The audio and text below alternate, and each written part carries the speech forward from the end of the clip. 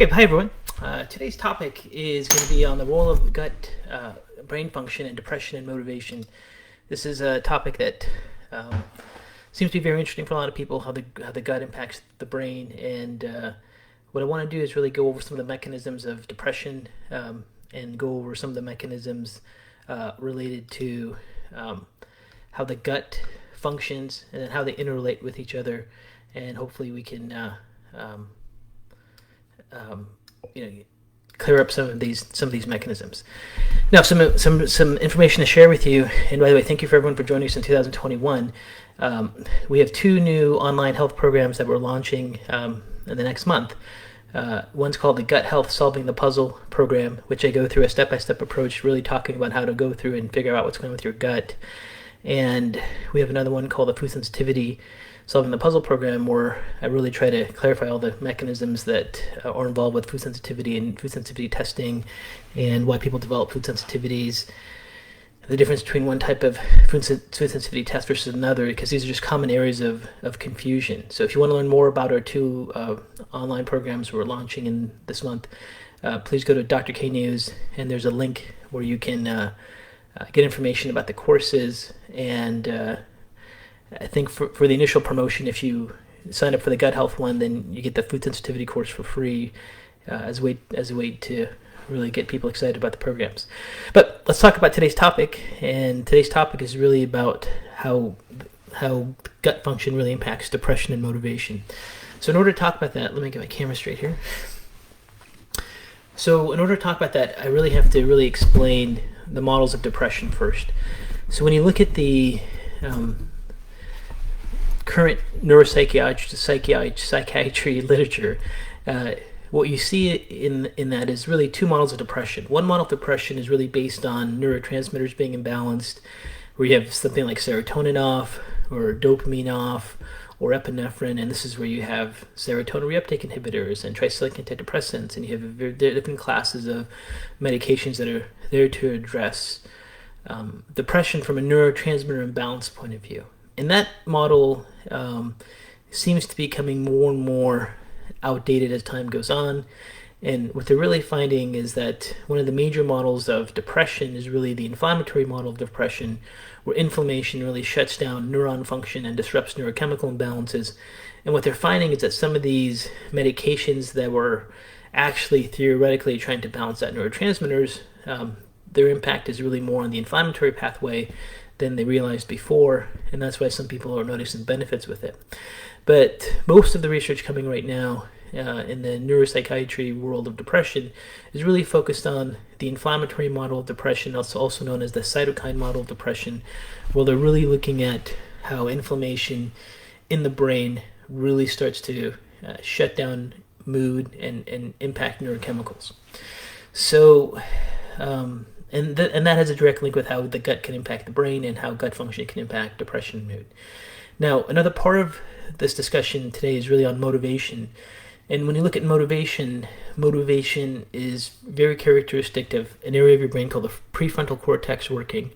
And your prefrontal cortex is involved with what's called executive function, like planning and organizing and figuring out tasks and being goal-driven and motivated, and then initiating. These are all aspects of the prefrontal cortex, and these are highly driven by dopamine pathways. Now, there's mechanisms in the gut that can cause inflammation in the brain, and there's mechanisms in the gut that can really throw off these dopamine pathways, and this is why there's been a lot of research and understanding recently of how gut functions impacts things like motivation, depression, and just overall brain function and mood.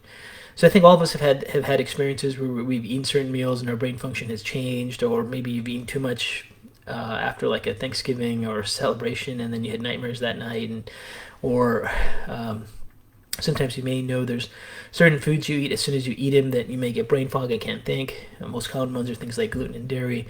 But we know that there's mechanisms involved with gut function and brain function that we've probably all have experienced to some degree. So what is the research really showing about these topics? Well, I think the key thing is that what we're really understanding is that, first of all, there is absolutely an intimate relationship between the gut and the brain. Now, I used to teach human brain dissection for 3 years, and I taught at Pasteur University. And one of the things we would do before the semester started is we would extract the brains out, and we would have to cut the skull and then pull the brain out, and then have this for the rest of the semester for brain dissection. But before we did that, the classes semesters before, they would have a general human dissection course of the human body, where they would open up the abdomen. And one of the things that I always had my students do before we extracted the brains out was just to look at the brain stem as it goes into the neck. When you look at the brain stem, you can see pathways from the brain stem right into the gut through what's called the vagus nerve. So the pathways to the gut and brain anatomically are very, very much connected to each other. They're not separate. And you can actually, I would have my patients my students put their hands on the brainstem, follow out the lower brainstem out into the vagus nerve, and then the vagus nerve would just branch into all the different connections in the small intestine, large intestine, and into the part of the gastrointestinal tract called the enteric nervous system, which sometimes people call the second brain, where you have all this neurological connectivity at the gut. And those neurons in the gut are there to activate muscle contraction and gallbladder contraction, and to activate what are called autonomic pathways to release digestive enzymes, and neurological pathways to stimulate blood flow and blood vessel constriction and so forth. And that vagal pathway is one pathway how the brain communicates with the gut, and how the gut communicates with the brain. And this is what's called a canalized pathway. So we know that information is going back and forth bidirectionally from the vagus nerve, from the brain to the gut, and from the gut to the brain. And these are neurochemical signals, and these neurochemical signals impact from the brain to the gut how the gut manages constriction of muscles to move food, like enzyme release and so forth. But the other way around is there seems to be some impacts from this neurochemical pathways up from the gut, where some studies are now showing impact mood and general brain function and appetite.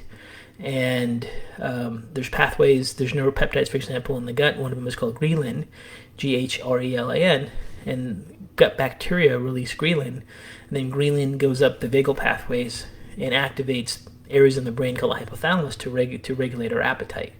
And then there could be disruption in gut bacteria that can, for example, change our appetite and also our mood in relation to our appetite.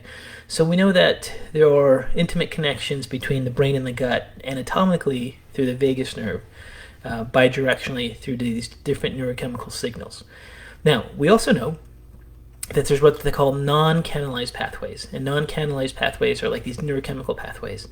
So our gut bacteria produces all these different chemicals, neuropeptides and neurotransmitters, and then these gut bacteria release these compounds and these neurochemicals into our bloodstream. And these pathways make their way into the brain, and then the brain has cells which respond to them. So we also know that there's, in addition to the vagal pathways, that there's neurochemical pathways in which the gut corresponds to the brain. And then we know that these neurochemical pathways have a different influence if the blood-brain barrier is intact or if the blood-brain barrier is breached. So if you kind of really break it down and we look at this gut-brain relationship, and we look at how the gut can impact brain function, we know that as far as pathways goes, there's a vagus nerve that goes back and forth between the gut and the brain, where you can have communication. There are bacteria in the gut that release neurotransmitters, proteins called cytokines, gut peptides that get into the bloodstream that can get to the brain. And some of those peptides can get to the brain under healthy normal circumstances with a blood-brain barrier, which keeps large particles out intact because they can cross the healthy blood-brain barrier, some of these neurochemicals. Other times the blood-brain barrier is breached with these neurochemicals, and adverse bacteria byproducts can actually get into the brain. So those are the communication pathways, right? Now, so what have researchers found? What's latest in the world of the gut-brain research? Well, some really exciting things that have come out, which I think all of us that practice functional medicine have always recognized, but it's really nice to see these mechanisms investigated and really identified in the literature. And one of them is, for example, the role of gut inflammation and brain inflammation.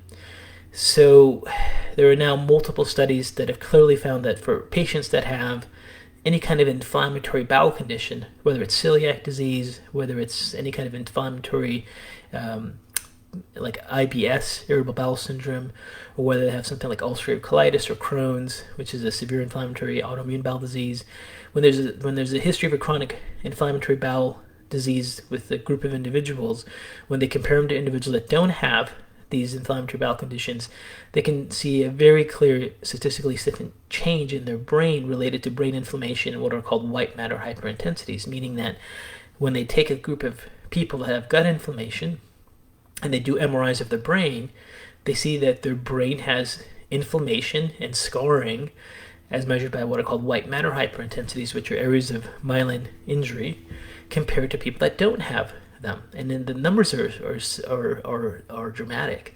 There's a significant degree of risk for having brain inflammation when you have gut inflammation.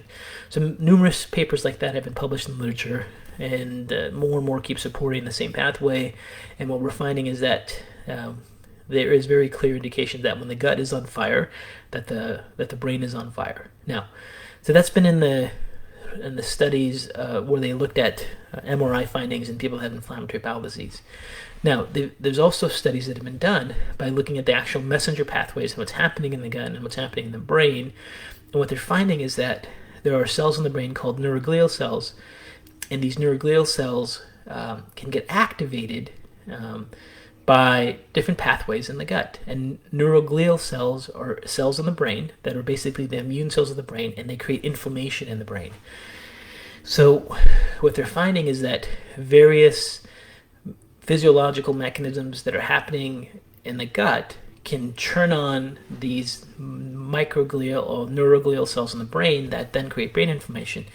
And if you remember, brain inflammation is then going to disrupt neurotransmitter pathways and lead into depression, the so-called cytokine model of depression. And if that inflammation depression hits the frontal lobe and hits dopamine pathways, then people lose their motivation and drive as well. So this is also why when someone's constantly on a pro-inflammatory diet, like they're eating foods that they're sensitive to, maybe it's milk, maybe it's gluten, maybe they just eat fast food all the time, whatever the scenario is, that constant inflammatory cascade that's taking place in the gut because of their immune reactions to specific food proteins may be really impacting their glial cells and turning on inflammation in the brain. And we know that the immediate effect of inflammation in the brain is going to be depression, motivation issues, and another key feature is basically a loss of endurance for brain function. So these inflammatory responses in the brain, they also shut down what are called mitochondria. These are the energy powerhouses of cells, and then neurons in the brain lose their endurance. So what happens over time is that when people start to get gut inflammation, that gut inflammatory cascade through neurochemical pathways, through the vagus, through inflammatory chemical releases in the gut, turn on these neuroglial cells. These neuroglial cells then create an inflammatory response in the brain. This disrupts neurotransmitters, which then impact mood, but it also causes inflammation, which just impairs normal neurochemical signaling. And then as this inflammation goes on, the energy powerhouses of the cells start to shut down and the brain loses endurance. So another key feature of a gut on fire that's causing a brain on fire, leading to depression, motivation, is the person starts to have very little brain endurance. So they can't drive as long as they used to. They can't focus and concentrate as long as they used to. They may not be able to finish an entire chapter of a book anymore. And those are signs that the energy production pathways in the brain are starting to shut down, and this is very common when there's an inflammatory response in the brain. So we know that that's one of the clinical presentations. So as a clinician, when I see a patient come in and tell me that they have depression, they can't focus, they can't concentrate, their brain function's down, and they usually say, I'm tired all the time. When they say they're tired all the time, it really ends up being that anytime they use their brain, it shuts down on them, that it's really more brain fatigue than anything else. you always want to suspect that there's an inflammatory response in the brain when you hear those things as a clinician. And then as a clinician, one of the major drivers of brain inflammation is gut inflammation. So then you want to look at their diet and see what happens. And for some people, there's dramatic changes, sometimes just going on a gluten dairy-free diet or making some steps to start to heal a leaky gut pattern. And those mechanisms may be the first time they've actually responded to anything impacting their brain function, their endurance, their energy levels, and their depression. And this is a very real mechanism. I think everyone who practices functional medicine sees it day in and day out. And people that have an inflammatory responses in the brain, especially coming from the gut, they tend to be the patients that do not respond to a serotonin reuptake inhibitor or a tricyclic antidepressant, because those mechanisms, those medications don't have the direct effect on dampening their neuroglial inflammation as if they were just to get to the root of the problem, which is their inflammatory response overall. They may have some benefits initially, but as the inflammation gets worse and worse, they lose their benefits as well. So those are the common things that we see in the clinical world with people that have this gut on fire, brain on fire pattern. Now, there's also some very other interesting things that have come out in the literature. One of them is when there is leaky gut, when the tight junctions of the gut open up from inflammatory responses, and food particles can cross, that can really impact depression and major mood disorders. But furthermore, that when the gut barrier breaks down, the blood-brain barrier breaks down. And the blood-brain barrier is a pathway that keeps things out of the brain, so these microglial cells aren't activated all the time. So our brain has something called the blood-brain barrier, which are what are called astroglial cells that are tightly put together against what are called endothelial cells, which are blood vessels to keep things out of the brain. And the blood-brain barrier can also become breached. And when the blood-brain barrier becomes breached, particles that shouldn't get into the brain, like different viruses, bacteria, pollutants, chemicals we have in our body, from either breathing it in or getting chemicals exposed to us from pesticide-sprayed food or whatever the source may be, can now cross into the brain. And when those chemicals can cross into the brain because the blood-brain barrier is breached, these glial cells turn on and we get this inflammatory cascade in the brain. But one of the connections between the gut and the brain is that when there's a leaky gut pattern, there's also a leaky blood-brain barrier. So they're finding that when you have one, you typically have the other. We actually published a study on this last year. We published it in the International Journal of Molecular Science, where we took 300 patients that have Crohn's disease and ulcerative colitis, and we measure their tight junction protein markers, and we measure their blood-brain barrier markers, and we found a significant risk for those that had inflammatory bowel disease, having blood-brain permeability, if they had leaky gut, compared to people to subjects in our study that didn't have them. And we were able to publish that. Other researchers have found other mechanisms related to that. But the key thing that keeps showing up in the literature is that when you have a leaky blood-brain barrier, a leaky gut barrier, you also have a leaky blood-brain barrier. And when you have a leaky blood-brain barrier, you have different types of chemicals like pollutants and different proteins that can then get into the brain. They turn on the glial cells, and you have this inflammatory cascade in the brain.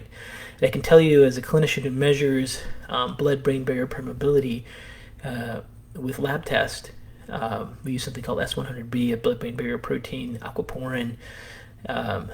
These markers are routine markers to measure blood-brain barrier integrity. When you see these off, a lot of times you can't get those to become normal until you fix a leaky gut. So there's definite connections between having to fix a leaky gut to heal a blood-brain barrier, so you can actually decrease the inflammatory cascade that's happening within an individual's brain. And these mechanisms that are involved with gut inflammation or leaky gut and leaky blood-brain barrier are also the identical mechanisms that cause inflammation in the brain that leads into neurodegenerative diseases. So it's really a big deal. So it's not just about the depression and motivation issues, but if you have chronic depression, chronic motivation, and you have brain fatigue issues, it really is a sign that you're having these inflammatory cascades that are happening in your brain, which is going to, in the long run, really support a neurodegenerative mechanism which means your brain's going to atrophy. It has a greater risk of having atrophy and degeneration because these mechanisms of inflammation promote all types of neurodegenerative diseases, most common one being Alzheimer's disease and cognitive decline. So, you really want to always look at the gut. I think as time goes on, people that have major depression and motivation issues are going to be treated at the gut level probably first, because we know that the major inflammatory model for brain is inflammation and depression. Is an inflammatory one. And the major cause of brain inflammation is typically gut inflammation. and when those things start to happen more commonly, I think we're going to have significant changes in the outcomes of people that are suffering from depression. Now, there's also, outside of the inflammatory model of depression and the leaky gut, leaky blood-brain barrier models of depression, there's a totally different model of gut-brain pathways impacting depression that involves gut peptides that control blood sugar regulation. So what they're also finding is that your diet will impact the population of bacteria in your gut, and the population of bacteria in your gut produce what are called peptides and polysaccharides, and these polysaccharides and peptides have an impact in controlling your blood sugar response, your insulin response. So there's a lot of research now that is showing that the diversity of your gut bacteria and your diet changes your gastrointestinal microbiome environment, and changes in the gastrointestinal microbiome have major impacts on insulin receptors, which control how your body responds to blood sugar spikes when you eat food. And these most studied one is a gut peptide called GLP-1, glucagon-like peptide 1. And what they find is that when people have a lot of fiber in their diet, and lots of diverse fibers in their diet, they have a lot of diversity, they tend to have greater activity and function of GLP-1, which is this gut peptide. And this gut peptide communicates and interacts with what are called G-coupled proteins in the gut. And these G-coupled proteins in the gut control how the pancreas releases insulin. And when these gut peptides are being produced in healthy quantities, and there's normal GLP-1 responses happening from gut bacteria, there's enhanced insulin coordination and function. And what that means is, for example, if you eat a meal, your body will release insulin to get some of that glucose from the food into your cells so you have energy. Well, when these gut peptides aren't working well, you can have disruption in that pathway. Now, how does that relate to depression? Well, the brain also has insulin receptors that are dramatically influenced by these pathways that are happening in the gut. So you can actually develop insulin resistance in the brain, and there are transport proteins in the brain that have been discovered to be directly impacted by our diet that are called GLU24, GLUT4 vesicles, that impact how our brain takes up glucose. So another model of depression is you can have someone who is having this this insulin resistance pattern happening in their gut because their diet is so bad that they don't have the gut peptides to control how their brain takes up glucose. So the mechanism from their gut brain causing depression isn't just inflammation, it's just their glucose load. So typically this happens with people that are just not eating enough plant fibers, they have dysbiosis, the bacteria is not healthy, and then they lose this ability to release this GLP peptide. So the main mechanisms of how the gut can impact depression are the inflammatory mechanism through cytokines, through leaky gut, breach blood-brain barriers, which then allows compounds to cross the brain and turn on glial cells, and then these blood sugar regulation pathways. Now, in the course that we put together, Gut Health Solving the Puzzle, I have an entire section on the gut brain in detail, and I can show you diagrams and illustrations of these things and how these things work in more detail, and then how we clinically apply them. But ultimately, the solution comes into fixing your gut. And one of the things to always consider if you're constantly dealing with brain fatigue, depression issues, motivation issues, is to really optimize fixing your gut. And fixing your gut isn't simply taking a probiotic. They've also done studies in animals where they've used different strains of probiotics to see if it can change mood and behavior in animals. And what they find is that if they can see changes in the gut microbiome in relation to mood, and these changes in relation to mood can have impact on brain, but they haven't found like a probiotic that's always good for one person or another person. So this model of trying to treat the brain through the gut isn't going to be as simple as everyone needs to just eat more fiber and eat take a probiotic. That is not how this works. And this is where the complexity of trying to really figure out what's happening with someone's digestive system and gut comes in.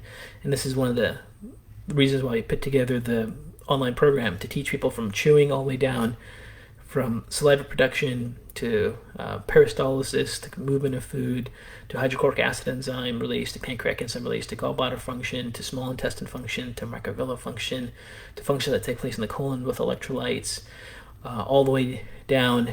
Where can all the imbalances be? How do you find them on yourself, and how do you manage them? And how does the brain and gut interrelate to each other, which is really, really critically important. So those are the main things I have here. I'm going to take some questions and try to answer people's questions that relate to this topic. But if you, like I said before, check out Dr. K News, and you can get more information about that gut health puzzle. Okay, let me try to look here. I can see some questions.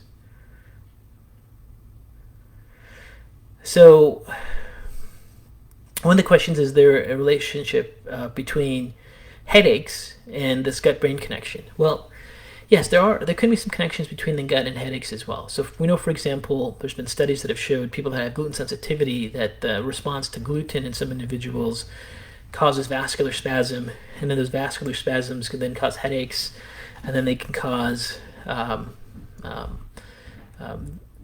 what are called neurochemical responses, like serotonergic responses. In the food sensitivity course that we're also launching this year, I talk about mechanisms related to how foods cause symptoms, and they're not always an immune response. So there's like serotonergic pathways, there's neurological responses that take place, there's vascular responses that take place that may cause them. So yes, there are sometimes specific dietary proteins that there's a vascular autonomic response triggered that can then cause headaches. So sometimes, the management of chronic headaches really involves gut function, just like major cause depression may really involve gut function.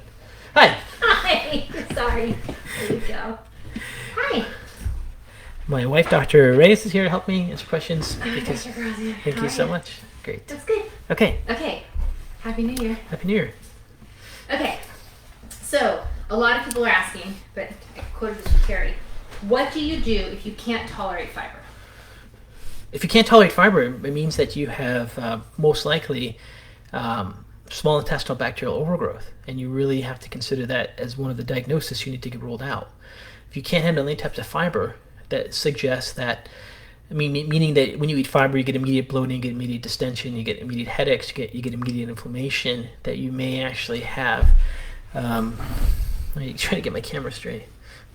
You may actually really have small intestinal bacterial overgrowth, or bacteria in the large intestine has moved into the small intestine, and now whenever time you eat, those bacteria ferment and use those sugars and fibers to populate, and then they can cause an inflammatory response in the body.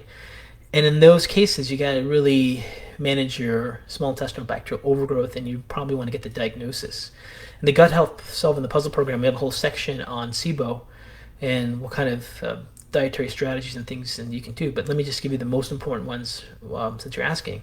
Well, the most important one is just you immediately need to consider a FODMAP diet, because you got to get the inflammation down throughout your body. And the other thing is, if you can't take dietary fibers, you definitely want to be taking short-chain fatty acids. So you definitely want to be consuming things like butyrate. It's an over-the-counter supplement. And what happens normally is when you eat fibers, your body uses those fibers to convert into a short-chain fatty acid called butyric acid. And then butyric acid, butyrate, turns on regulatory T cells in the gut to dampen inflammation, and these short-chain fatty acids actually have a major impact on glial cell function in the brain. And there's been numerous studies now published where they show when they use short chain fatty acids like butyrate, they can manage inflammatory responses of glial cells in the brain. So I would suggest if you can't handle any fibers and you suspect you have a brain gut issue, from what I can share with you in a live Facebook talk, is definitely consider a FODMAP diet and definitely consider taking some butyrate and see if that can help your general function overall. As just something that's pretty easy to translate in a situation like this. Yes. Sure. Okay. So this is a very common question also. Understanding everything you're saying, how then do you boost motivation and energy levels to do some of this stuff? Right. So this is a vicious cycle. It is. Because if you don't have motivation, it's really hard to get things done. And I can tell you, as a clinician, a lot of times you see a spouse bringing a patient in. The typical thing is you have like a very concerned wife of a sick patient come in and say, my husband's just not functioning, or a scenario, or maybe another family member that's involved.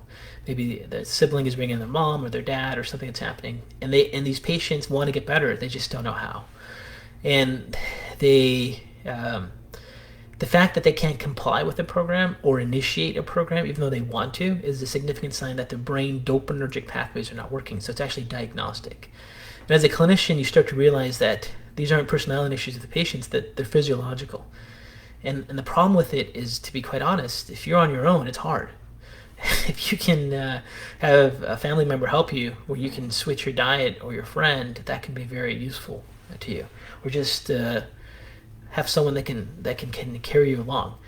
For example, one of the best ways to raise dopamine to get you motivated and to get your brain turned on to be able to do things is to exercise. But when your dopamine's low, you don't even want to exercise. Right? It's just kind of like breaking that hurdle. If you can break that hurdle, just start to raise it a little bit, and you start to have dopamine activity, then you kind of break out of that vicious cycle. So the best way to break out of dopamine vicious cycle is actually not just diet. It's actually exercise and movement. So if you can get some exercise and movement in, then you can get your dopamine going, and then you can just stay consistent with that. Then you can break out of this vicious loop and try to get some dopamine levels to your brain. Once you get dopamine levels to your brain, then I think it's much easier to then follow through with some dietary and lifestyle change. And that's the model I've been using in my practice with patients over the years, and it seems to be one of the few ways that it really does work. But that's my suggestion, and it's not easy to do. But that's really, you got to break out of that, and you got to get your dopamine levels up.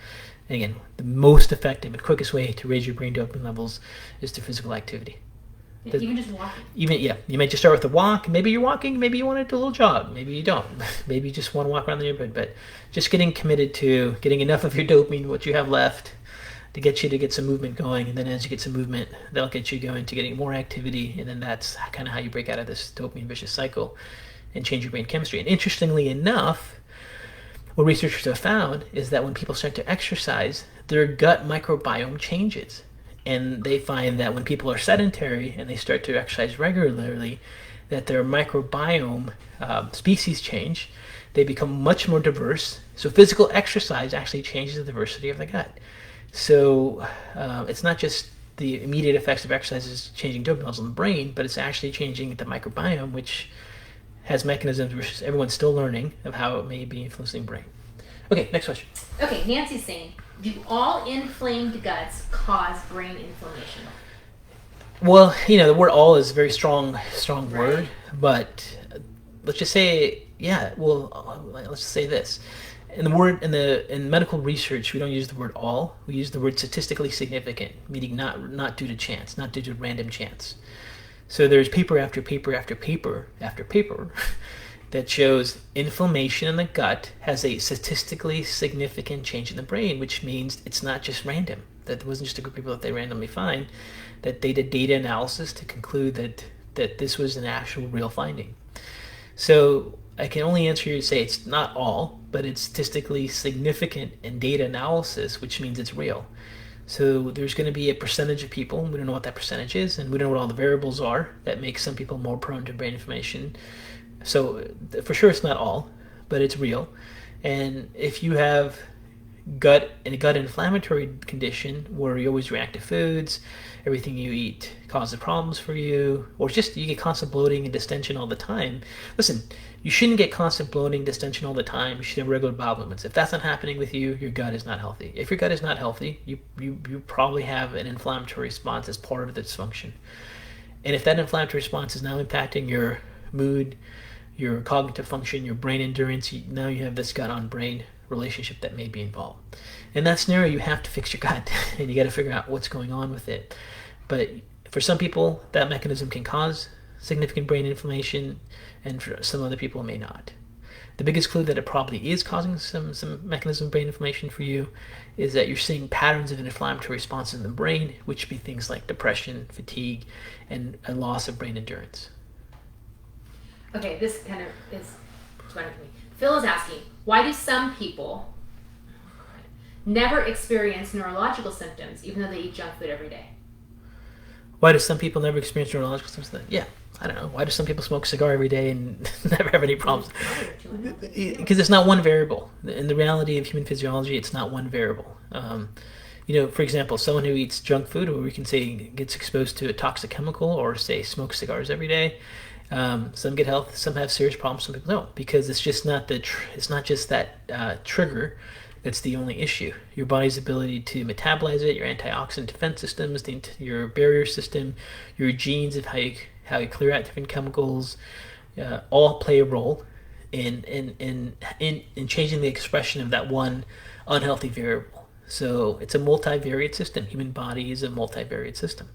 Some people have different variables that protect them, and some people have different variables that make them more vulnerable. So that's the way the body works. I'm just going to say, yet they haven't experienced. Yeah, and these variables that protect them can break down over time. So, like if you smoke a cigar every day in your 20s, that might be different if you smoke a cigar every day in your 40s, or if you get exposed to toxic chemicals in your 20s, like a car exhaust or work in a mechanic shop, it may be different than when you're 40. And you may have some of those things change maybe after you have a disease like celiac disease turn on at some point in your lifespan, and now you deplete your antioxidants or other things. So it's a constantly dynamic, multivariate model that's changing all the time. So just because they eat junk food now don't have symptoms doesn't mean that that's going to be them for life. Because I can guarantee you go to any teenager and give a junk food diet, they're going to be, I feel fine. But give it time. Yeah. Okay. So Sean is saying, if an advanced gut test indicates one has no production of butyrate, is the goal to repopulate the bacterial strains that produce butyrate, or should you just simply give the supplement butyrate? Right. So if you've done like a comprehensive digestive stool analysis, and one of the things they measure in many of these profiles is your gut butyrate levels, and it's like really low, you definitely want to increase your fiber intake, because we know that fiber intake definitely impacts your gastrointestinal butyrate production. So you definitely want to eat lots of diverse vegetables and fruits in your diet. You may even want to supplement with fiber supplements like pectin, guar gum. Natural fiber supplements are available, lots of different varieties of them. And you may even want to take butyrate. The only thing is, if you're going to take butyrate, it may falsify your GI panel if you take it like somewhere around 7 to 14 days before your GI test. But it may really help you function and feel better in the meantime. So taking butyrate is not going to negatively impact the impact fibers will have. So if you have a very low butyrate level, I would suggest, in my clinical setting, when I'm working with patients, and that's the only variable that we're considering, is just their gut butyrate levels, and there's no other variables that are important. We'll have them take exogenous butyrate supplements and take a fiber supplement, increase their diet with fiber to get their butyrate levels up. If we're going to repeat that stool test, we have to make sure they're not on butyrate about 2 weeks before the stool test, so it doesn't cause a false number of butyrate. They can still be on fiber, they can't be an actual butyrate. But you definitely want to consider fiber and butyrate to change your gut microbiome and your health. Okay, Elisa's asking, do you recognize emotional causes of gut issues? I know people who started getting chronic health issues / gut issues after grieving for many years. And if you do, what do you recommend? Because, not everyone benefits from counseling or whatever. Yeah, right. Yeah, I mean, sure, there's a psychoneuroimmune response where your thought process, your emotions impact your body, and they impact your gut function. They impact your microbiome, and that's clearly been published studies. They see acts of kindness change markers like secretory IgA, which is an immune globulin in the gut. They see when people watch violence, their gut their SIgA levels drop. So there's been studies that have really found, even with just a few hours of watching things on a television set, that their gut immune markers can change dramatically. So we know that there's some definitely powerful psychoneuroimmune responses that take place. So how do you treat those? I don't know. I mean, those are so complex. I mean, psychoneuroimmunology is tough as it gets. The way people think, the crisis people have psychologically, emotionally, is beyond my level of understanding. But those are real. Now, in the clinical setting that I've always been in my practice, is I see patients suffer from those. I don't know how to fix those for them, and it's not my level of expertise. I encourage them to seek whatever they find helps them. For some of them, it's spirituality. For other of them, it's support group. Other of them, meditation, combination of things. Maybe sometimes you have to sit down and deal with their own demons. It's not my expertise, but something has to be there. But in the meantime, they're unhealthy. They're having struggles because their gut immune function is compromised. So then in those cases, we're trying to improve their gut immune function, maybe their brain function, so they can function to the highest level they can without ongoing stress. And that probably also is going to make it easier for them to untangle their psychoneuroimmune issues, because it's all interrelated. How your brain impacts your gut, and your gut impacts your immune function, and how your gut and immune function impact your brain, and how your brain function impacts your emotions and your cognitive issues are all interrelated. So, a lot of times you're trying to just do what you can with your skill levels as a clinician, and but you can't address all of it. But if you address those things, you may make the other things that are more possible. So for sure there's a psychoneuroimmune response, but the psych part of it is complex, and I don't have much great information to share with you about what I know how to do with it. Okay. Shannon, do people who suffer from Hashimoto's a lot of times suffer from leaky gut? Yes. So people suffering from Hashimoto's, absolutely,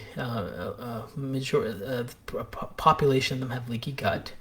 We're actually doing a study right now. We got this 400 patient samples of patients that autoimmune where we checked leaky gut, and we took patients that had TPO antibodies and thyroglobulin antibodies that didn't have TPO and thyroglobulin antibodies. We want to see if there was a statistically significant change in a marker called zonulin, including antibody in actomycin. And we found for individuals that have Hashimoto's that they have a statistically significant higher correlation for having leaky gut compared to those that don't. And that's what we're finding for most of the autoimmune disease in our study. So, but not all people that have Hashimoto's have leaky gut. There are people that have Hashimoto's that have other triggers for their Hashimoto's that is not gut related.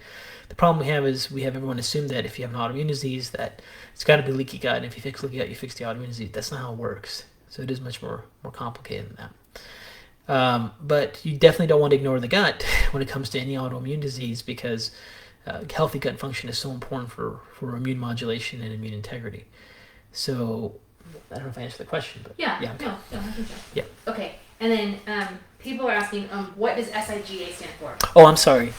SIgA stands for secretory immunoglobulin A, and secretory immunoglobulin A is an antibody that's on the gut barrier, and what it does is it basically protects the gut dendritic cells from overactivity that promotes inflammation. So when you eat food particles, we talk about this in the gut health solving the puzzle program that we talked about. I go through and teach you all the different steps of how the gut works. But one of the mechanisms that prevents us from having an over-exaggerated inflammatory response is we have to have healthy amounts of this SIgA, secretory immunoglobulin A. And secretory immunoglobulin A coats as a barrier our gut and our lung epithelium and our nasopharynx epithelium. So when food particles or environmental toxins come in, the secretory IgA immunoglobulin wraps around it and starts to cover it up. So these cells called dendritic cells don't immediately respond to them. And if they're not there, our immune system goes crazy. So, stress, psychological responses, sedentary lifestyles, exercise have all been shown to impact these SIGA levels. And if these SIGA levels are depressed, then we're very prone to getting inflammatory responses in our gut that can then break down our tight junctions and maybe disrupt our brain-gut axis and so forth. So that's what SIGA levels are. Okay, and how can you help chronically low SIGA? How do you help chronic low SIGA? You treat the whole gut and you treat the whole person. There is no single protocol for it. Like you can't just have low SIGA and say, oh, you need to take vitamin A or you need to take this whatever probiotic. It's a reflection of immune function, and SIGA levels will change when you change the gut's environment and its overall immune function.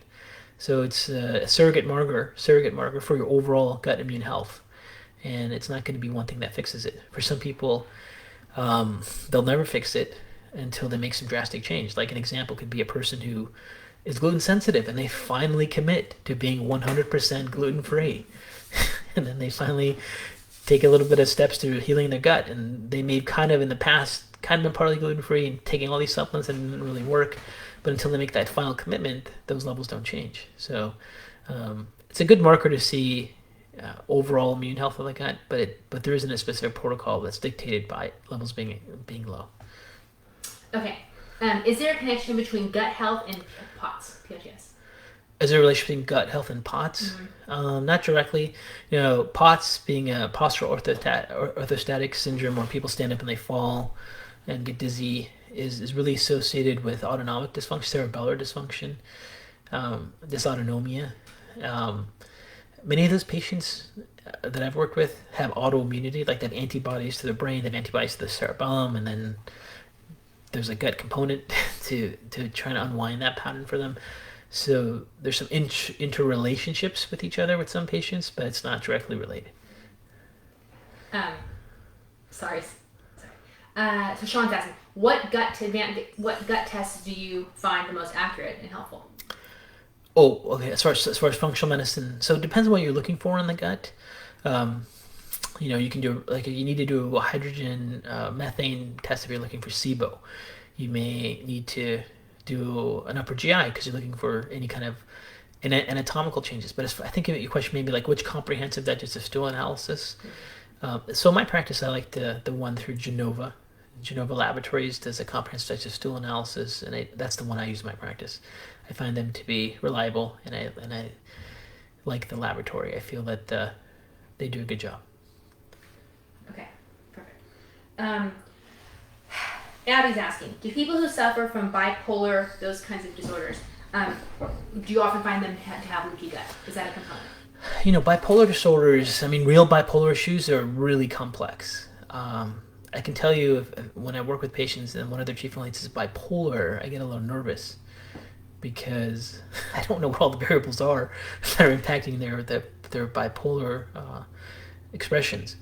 And I don't think it's very clear. A lot of times you're just trying to optimize their health and physiology the best you can because at the end of the day, you're trying to treat the health of the patient overall, not just any kind of condition, to see what their body is capable of doing to balance themselves out. But I don't have any direct silver bullets to give you for bipolar other than it's a complex disease, probably with multiple variables, and at some point you just need to focus on the overall health of the patient to reduce the expressions versus any kind of nutrition for neurotransmitters like GABA or something like that. It's not that easy. Okay. Sharon's asking, is healing the gut inflammation one of the steps to heal brain inflammation? Yes, absolutely. Treating the gut inflammation is absolutely one of the most critical steps to treating brain inflammation. Whether it's traumatic brain injury, whether it's a neurological autoimmune disease like multiple sclerosis, whether it's just chronic brain fog, whether in this case talking about depression, treating the gut is one of the critical factors we find be essential in a functional medicine model. And this is the thing. People sometimes chase their brain symptoms forever and ever, and they really need to fix their gut. So it's absolutely critical. And we know that dendritic cells and immune cells in the gut directly turn on glial cells in the brain. There's a very, very clear activation of one to the other. So you can't see brain inflammation and not think of gut inflammation. We also know studies show that when in animal studies, when they induce brain injury, that leaky gut takes place right away. And as soon as the microglial cells in the brain turn on and that inflammatory cascade turns on the brain, we see similar aspects in the gut. So whether it's brain inflammation first, then you get leaky gut and gut inflammation, or gut inflammation causing brain inflammation, there seems to be a very connected loop between each other. Okay, so this is, Megan is asking, what would be the best diet then for depression? What would be the best diet for depression? Well, I think the best thing to say is there isn't the best diet for depression, but let's just say we assume that your depression may be gut related, okay? It may not be gut related. There's other mechanisms for depression that are not gut related. Those could be different talks. Right. But right now we're talking about the role of the gut. And if it is gut related, listen, it depends on where your gut's breaking down. You could literally have a gallbladder issue as your only major gut issue. And you can't digest fats. Every time you eat something fatty or take fish oils, you burp and you get bloated. And since you can't release bile acids impact FXR receptors, and you can't control gut function, you can't change your microbiome because you have this underlying gallbladder issue, and that could be the reason why you can never fix your gut. So in your case, that diet would be a gallbladder diet as you try to resolve your gallbladder issues. For someone else, they could have an H. pylori infection. For someone else, they could have the classical leaky gut. For someone else, they could have small intestinal bacterial overgrowth. So that's part of the reason I put together the gut health solving the puzzle protocol, to kind of teach you where to look instead of breaking down. It's like you don't just treat the gut. You got to figure out what parts of the gut are breaking down, and we have a concept called north to south. So again, check out Dr. K News, and you can get more information about that. But that's the attempt. So there isn't a specific diet for depression. You first have to find out the mechanism of depression, and if it's gut related, then you got to figure out where in the gut things are breaking down. Perfect. Okay. Thank you.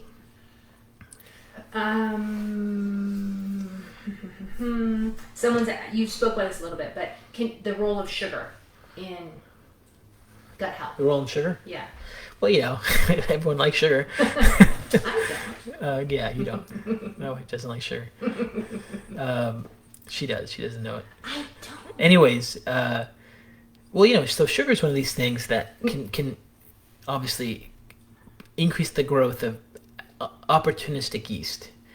So when the immune system is down, like for example, if your SIGA, your secretory IgA is down, for whatever reason, maybe lots of stress, not enough sleep, sedentary lifestyle, a combination of all of those, and then you have a lot of sugar, that's different than when your immune system is healthy. So if your immune system is down and you eat a lot of sugar, that tends to create these yeast overgrowths. And very interesting, yeast and bacteria produce their own secondary metabolites. And these bacteria and yeast metabolites have been shown to impact brain function and mood. So if you end up with a bacterial overgrowth or a yeast overgrowth or a change in the bacterial species in the gut, they released gut peptides that have been shown to have an impact on mood. So for some people, like sugar can totally cause severe depression for them. So when they start getting on a sugar binge and they start eating a lot of sugar, they can end up with massive depression and motivation issues, and it's not until they cut off their sugar and start to make those drastic changes and get out of their sugar addiction period of time that they can start to get their brain function and mood to change. So for sure that's an impact. Okay, people are asking about vagal nerve stimulation and tips for people to do at home. Yeah, vagal nerve stimulation is so funny because I was just talking to Elaine, who helps me with all the materials that the Crosby and Dr. K News and so forth, and we talked about the vagus over 20 years ago and how it affects brain function. Now it's like the new buzzword everyone's talking about and so forth. We did seminars on it 20 years ago.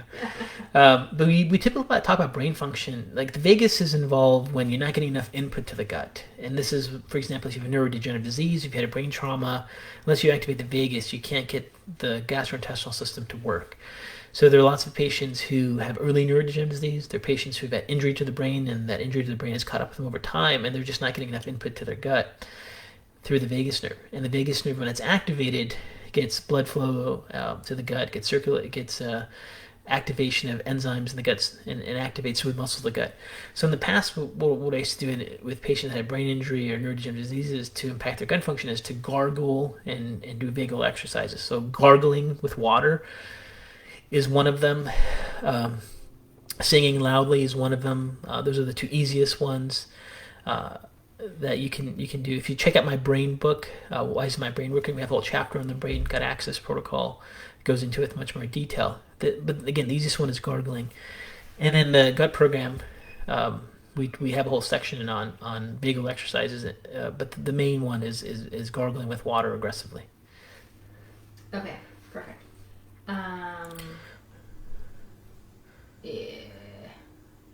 Sorry. What is the number one thing that helps with LG? What is the number one thing that helps with LG? I don't know what LG is. I don't know what LG is either. Bummer. Sorry. Yeah, I'm sorry. I can't answer that one. Okay. Someone's asking for a topic of suggesting. Topic? Well, by the way, just so you know, just for the next... So this month, we're really trying to get people... aware of our gut program. So the topics we're going to be doing the next 4 weeks will be just on the gut. Then we're launching our gut health solving the puzzle program the first week in February, and then we'll have some live Q&As for those that are enrolled in that program and video series week by week to teach you how to go through it. So it's a 4-week program, and then we'll get into the food sensitivity course after that in March. But if you sign up for the gut program, we're giving everyone the food sensitivity course for free. And in the food sensitivity course, I explain all the immune and non-immune reactions to foods and just kind of clarify all the different concepts between allergy and food sensitivity and different types of food sensitivity testing that's out there with the actual literature. So it can really clarify things.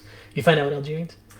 Leaky gut. Leaky gut. We're so awesome. Yeah, we're not up to date with the terms. We're so lame. Okay, Well, so what would be the number one, like, so if someone was saying, I have leaky gut, like, what do you think I should do? Okay, so if you have leaky gut, here's what you should do. You should figure out what the cause of your leaky gut is, and it's usually a combination of things. So the fact you have leaky gut, there's going to be food proteins you're going to be reactive to. Whether you're reacting before the leaky gut, a cause of your leaky gut, the fact you have leaky gut, you're going to start reacting to certain food proteins. And to be quite honest, it'll probably be the foods you're eating regularly, and it might even be the foods you're craving. Those are be the most common proteins. The most inflammatory proteins for leaky gut are gluten, milk protein, albumin, which is egg protein, and corn and soy. Those are the most common inflammatory food reactions. So you probably have to go off those foods, follow what's called a leaky gut diet, and then do things to repair your gut. Now, the X factor in all of this is how is your gut function, what we call from north to south? Do you have a gallbladder issue? Is your pancreas working, releasing enzymes? Do you have proper amounts of hydrochloric acid? Do you have an infection in your gut getting in the way? I mean, for example, H. pylori is the number one infection. That H. pylori organisms, most of them are in the duodenum, in the small intestine, which is where leaky gut takes place. A lot of people have unresolving leaky gut, despite how many supplements they take, is they have the silent H. pylori infection. So I think I go over 20 different mechanisms that cause leaky gut in the GI course. But those are all the different variables. Now, the best place to start without getting into a lot of detail is just get off inflammatory foods. Let's just do a simple autoimmune paleo diet. Start taking things like glutamine and short-chain fatty acids like butyrate, and try to increase your diet with more fibers. And if that helps you, great. If that doesn't help you after, like, let's say 30 to 60 days, then you got to go deeper, and that's where you start to have to figure out what's going on. If it's just a very basic leaky gut scenario, just by going on an autoimmune paleo diet, eating more diverse plant fibers, taking some glutamine as a supplement, and some short-chain fatty acids like butyrate should heal it. And if it doesn't, then you got to figure out why. Okay. I think we have time for one last question. Okay, it might be a doozy. People with multiple traumatic brain injuries, concussions, that kind of stuff, the role of depression and if you have like a traumatic brain injury and you have gut issues, and let's say you have traumatic brain injury and you have celiac disease and you have inflammatory bowel syndrome and you have early signs of MS and you have 10 things all at once, you still do the basics. You still reduce your inflammatory load. You still try to improve your gut microbiome. You still make sure you can digest enzymes. You still make sure your vagus is working. Like, you still follow the basic strategies. So it's really no different than anything else. It just means you're more challenged in that path, in those pathways, and you may have a slower response rate than people that may not have as many layers and layers of stuff that are involved. Okay. Perfect. Okay. Anyways, sorry, people are just laughing that we didn't know what LG like with you got. Sorry. Sorry. Yeah. Sorry. Anyways, thank you all for joining us. Hopefully there's some information here that you found useful to you, and just go to drknews, drknews.com to learn about our new programs. And thank you for your time, and have a great day.